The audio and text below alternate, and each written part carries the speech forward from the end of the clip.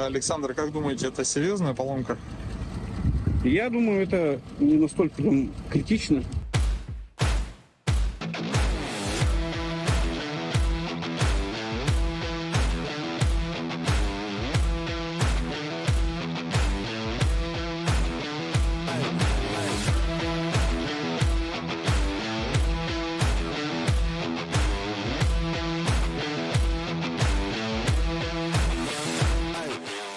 Осень. Вот-вот выпадет первый снег, деревья уже переоделись в разноцветные одеяния, а в воздухе все еще витает послевкусие лета, но ты уже понимаешь, что потихоньку приближается долгая зима.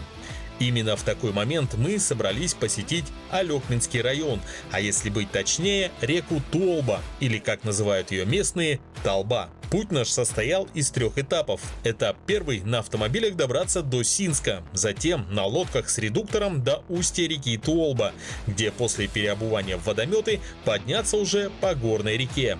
Но недаром наша программа называется «Испытано на себе», потому что первые испытания не заставили себя долго ждать. Буквально в 3 километрах от Синска на выезде из оврага у моего автомобиля выскочила шаровая. Я, как человек, который привык ремонтировать все скопом за один подход, знал о необходимости замены и планировал сделать ремонт после поездки. Но, тем не менее, прихватил с собой в дорогу имевшиеся у меня запчасти. Как оказалось, не зря.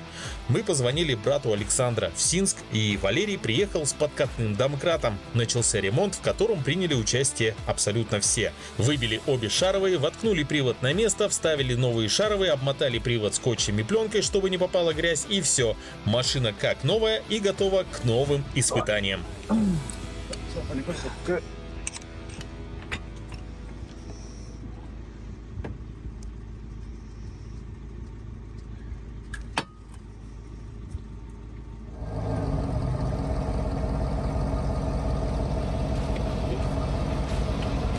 Потихонечку. Нормально. Как в автосервисе.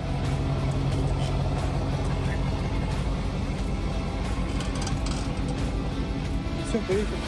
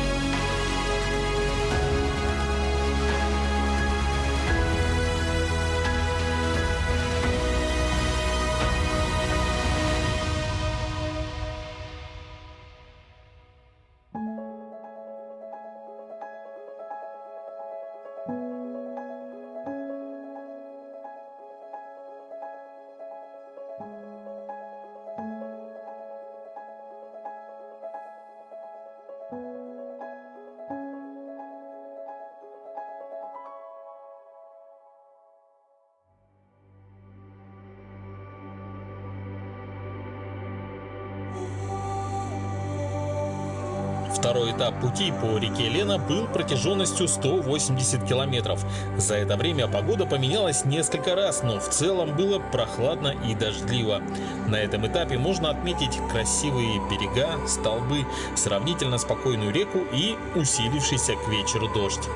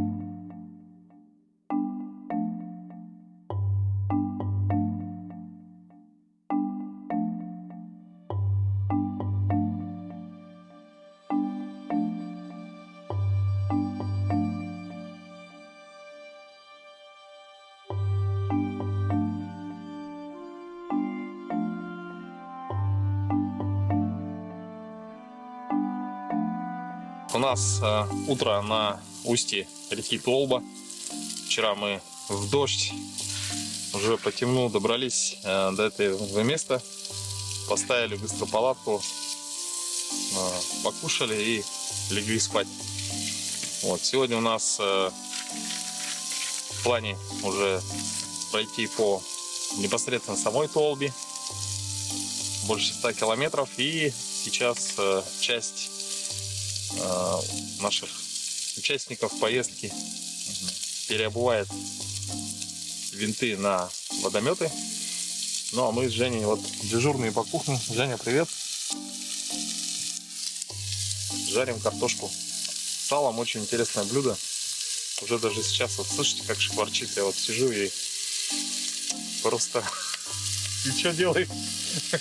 Вкусно пахнет.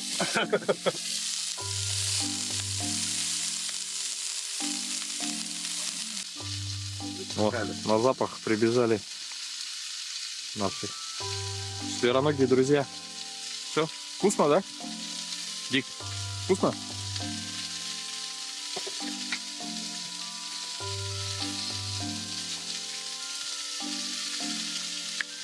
Ну, значит, что заходить сюда нельзя.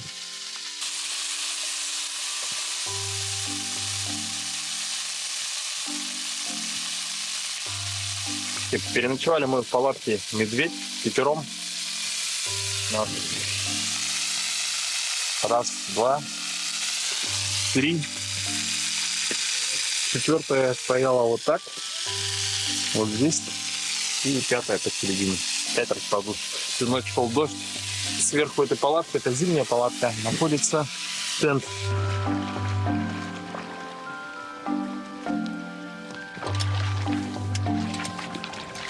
Не понял, это четырехтактка? Вот так вот? А? Вот так вот? Двух?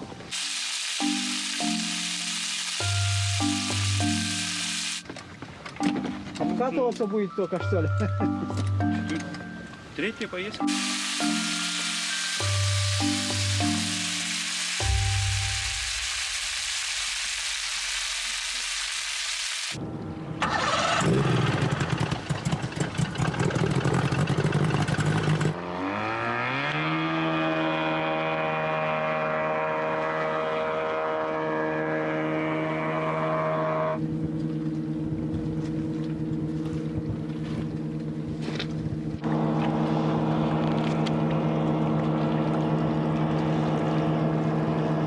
Оба водомета были переставлены. Мне вот так интересно, здесь ходил умываться, когда утром увидел воду в реке Лена.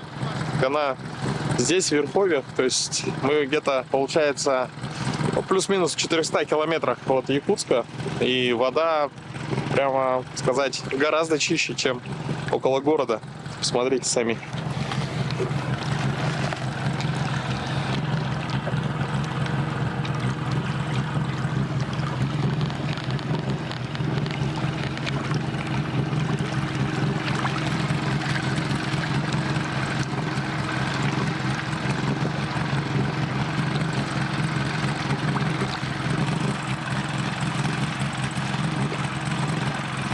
Позавтракав поджаренной на сале синской картошечкой и собрав наши вещи, мы начали третий этап пути – подъем по реке Туолба.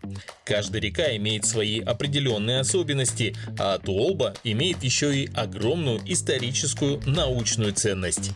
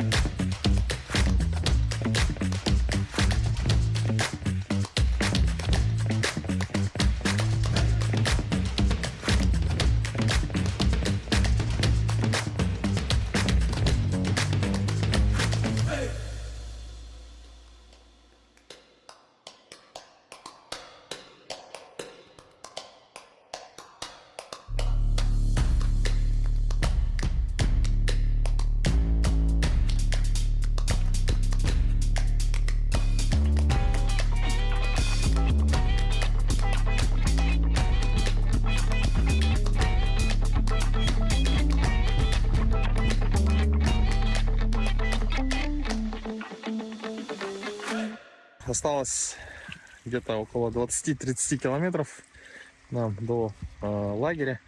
Но хотелось бы отметить, что вот река Туолба, по которой мы сейчас поднимаемся, она, по идее,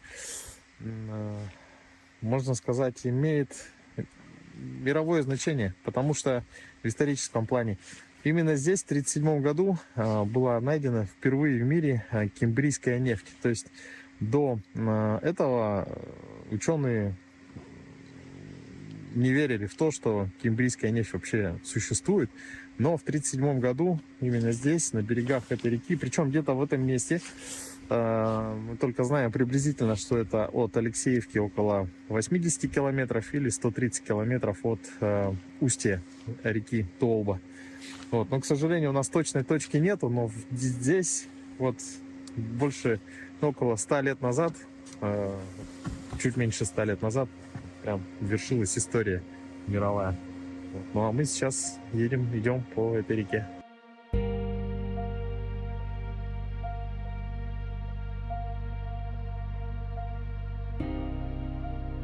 До 1937 года все мировое ученое сообщество не верило в существование нефти в столь древних породах. Мы сейчас говорим о кембрийских отложениях возрастом более 500 миллионов лет. Василий Синяков, ученый-геолог, еще будучи студентом, задумался о нефтеносности подобных пород. И вот в 1937 году на реке Толба получил первую кембрийскую нефть. Удастся ли нам найти эту скважину, вы узнаете в следующем выпуске. Ну а пока мы только прибыли на избушку, где и будем располагаться.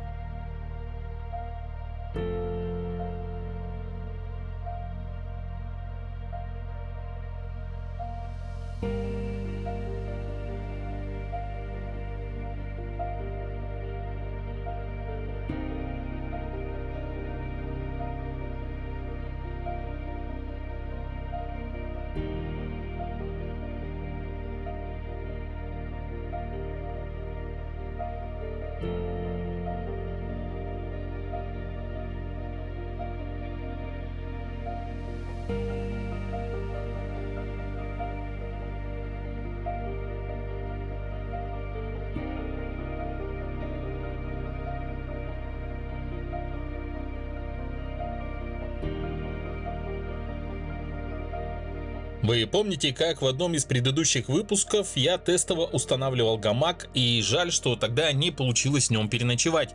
Так вот, несмотря на близость к реке и холодные ночи, мне удалось в нем поспать и даже сделать кое-какие поправки. Дело в том, что подстежка под гамак слетела с одной стороны, и я спал в спальнике на обычной пенке. Так вот, никакого дискомфорта не было, пенка отлично справилась со своей теплоизоляционной задачей.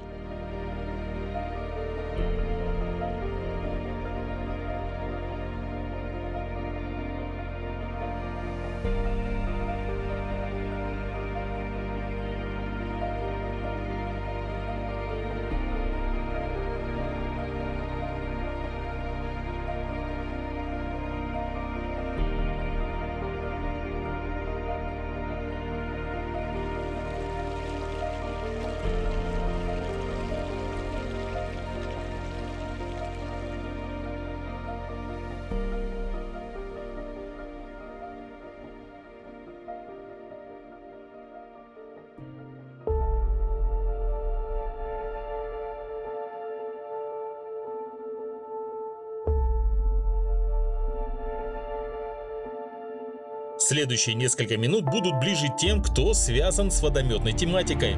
Так уж получилось, что во время перестановки шайб для регулировки зазора импеллера водомета обломились крылышки стопорной шайбы. Без этого стопора вся конструкция могла вылететь, и лодку можно было бы передвигать только с помощью весел. В общем, в передаче National Geographic сценаристы бы уже вызвали вертолет, и операторы снимали спасательную операцию. Но смекалка наше все, и давайте посмотрим, как мы нашли решение в данной, казалось бы, безвыходной ситуации. Да.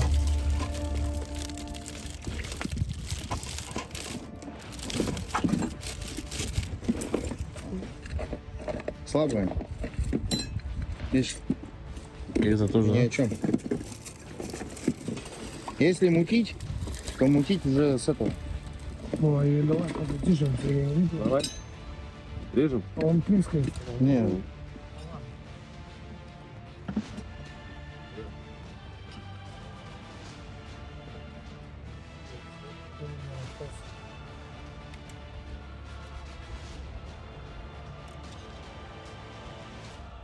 Вот так ее бы загнуть, да, она бы там шайба вот эта, она же больше Ну да. диаметром. Ну-ка, поджигай.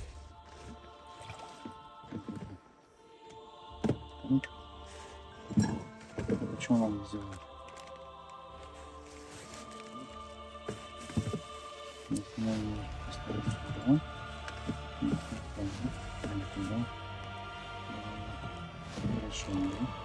Нет, то не забегай сейчас сначала. Под эту. Под нее.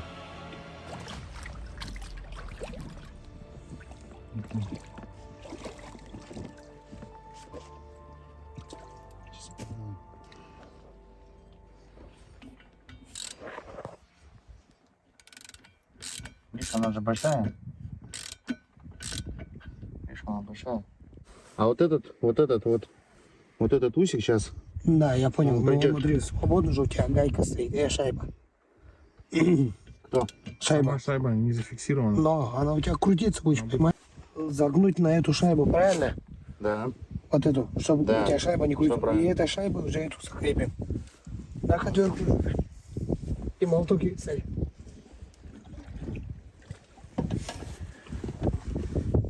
Вот этот. Смотри, вот этот. Да, его вот на ту шайбу загни.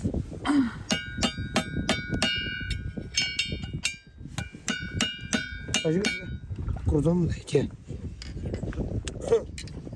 Вот сейчас при шайбу магнем, да? Да, тебе надо. Господи.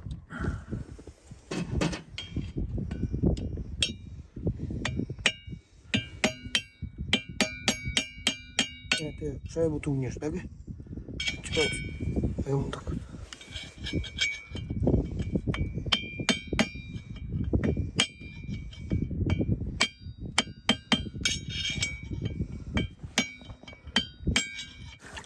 Чтобы он туда не ушел у тебя.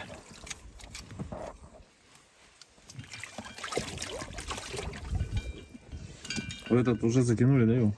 Подтянул же. Затянут, да, до конца? Гайка, подтянул же. Ну, вроде бы подтянул. Давай еще. Давай, еще проверь.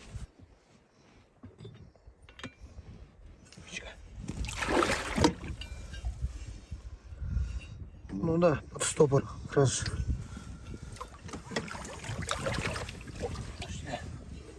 Чуть-чуть.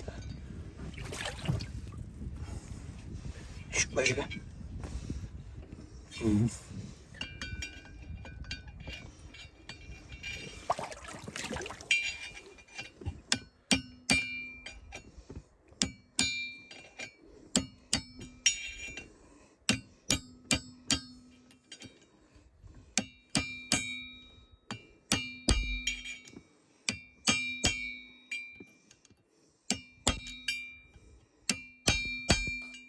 Я вот тут.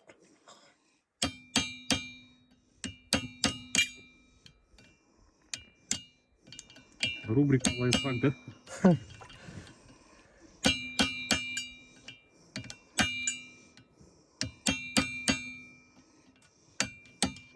В принципе, она теперь даже за эту тоже будет держаться. Убери-ка. Не, мне тут Джека держать надо, чтобы та шайба не ушла. Мгм. От стопора не хочу. Опачка. Она уже не уйдет? Нет, ты сейчас ударишь, она сюда уйдет. у тебя. А,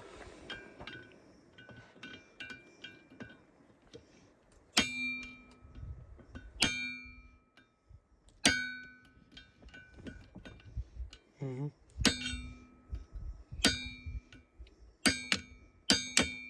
Еще вот тут. Сейчас отверткой вот. не, нормально же. Не прижала. Не бежала? Подожди. Ну-ка, отвертка толстая, да?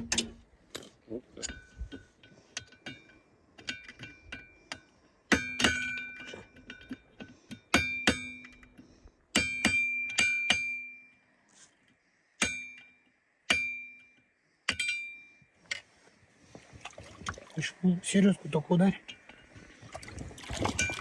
Подожди. Угу.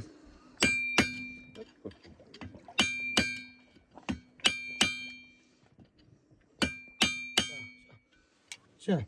Нормально. Мне кажется, у нас... Не, мы же внутри тут, это волты. Она у тебя с двух сторон обжата стоит.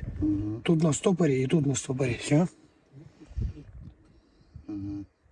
Шайба у тебя сейчас не крутится уже. Вот тут подбей.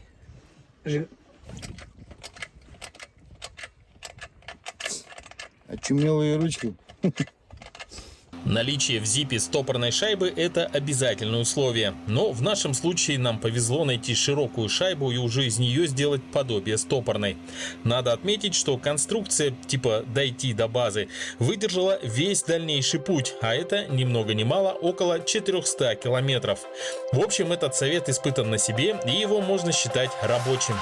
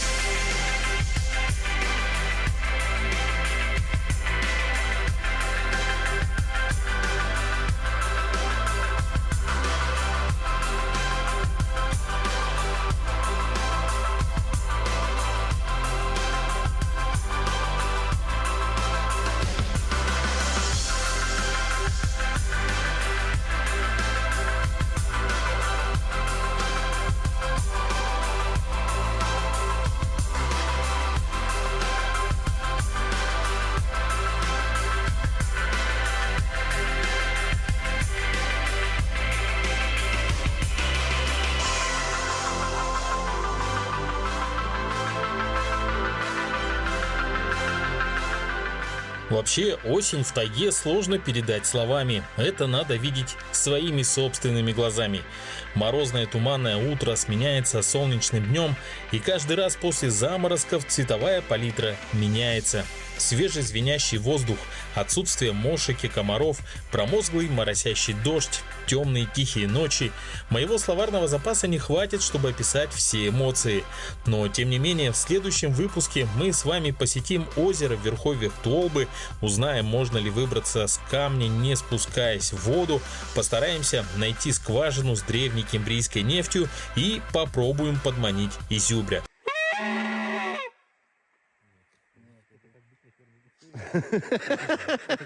Оставайтесь с нами на канале Якутия 24 и до новых встреч в эфире.